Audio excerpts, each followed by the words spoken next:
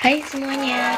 Assalamualaikum warahmatullahi wabarakatuh. Semangat pagi, jumpa kembali di channel YouTube saya dan kali ini akan membahas mengenai proses perumusan dasar negara Indonesia, yaitu Pancasila.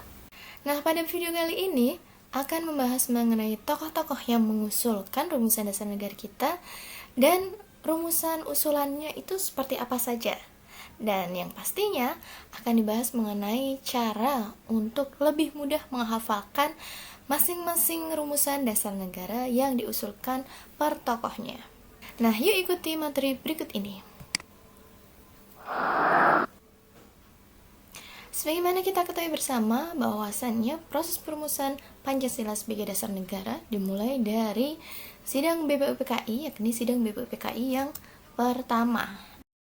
Dari tanggal 29 Mei 1945, ada Muhammad Yamin yang mengusulkan rumusan dasar negaranya. Lalu di tanggal 31 Mei 1945, rumusan dasar negara diusulkan oleh Supomo. Dan yang terakhir, pada tanggal 1 Juni 1945, ada Insinyur Soekarno yang mengusulkan dasar negara Indonesia. Nah, kemudian pada tanggal 22 Juni 1945, rumusan dasar negara kita, yakni Pancasila, itu terdapat dalam Piagam Jakarta.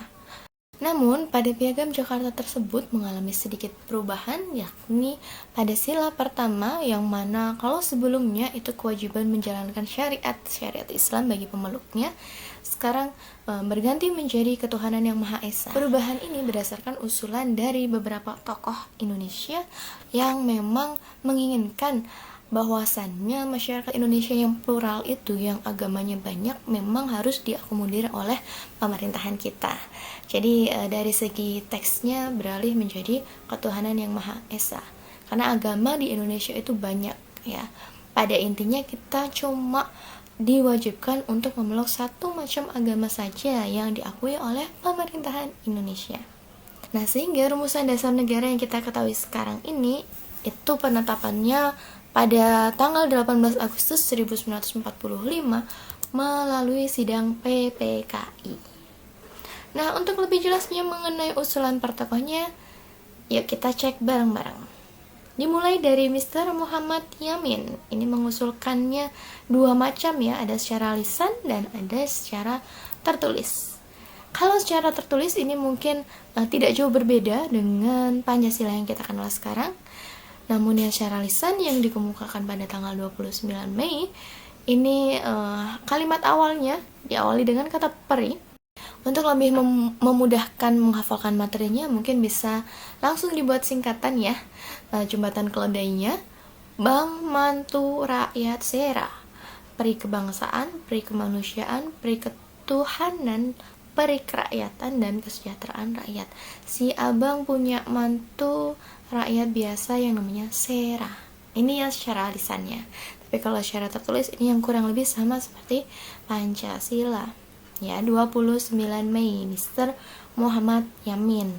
Kemudian yang Supomo, ada persatuan, kekeluargaan, keseimbangan lahir dan batin, musyawarah, dan keadilan rakyat. Supaya lebih mempermudahnya kita singkat jadi Tuan Arga, imbang laba, murah, supaya adil. Ya, karena lagi pandemi kayak gini, yang memang golongan yang dianggap mampu ya, yang bisa berbagi, teman-teman di luar sana yang punya perekonomian yang lebih bagus, biasanya ya dari segi jual beli pengennya cari laba yang minim aja, karena ikut membantu meringankan kesulitan orang lain ya. Tuan Arga, imbang laba, murah, supaya adil.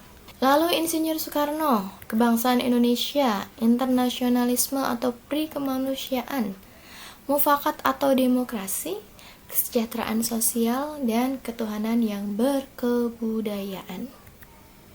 Ini supaya lebih mempermudah, saya singkat jadi Bang Indo sama Iman bermufakat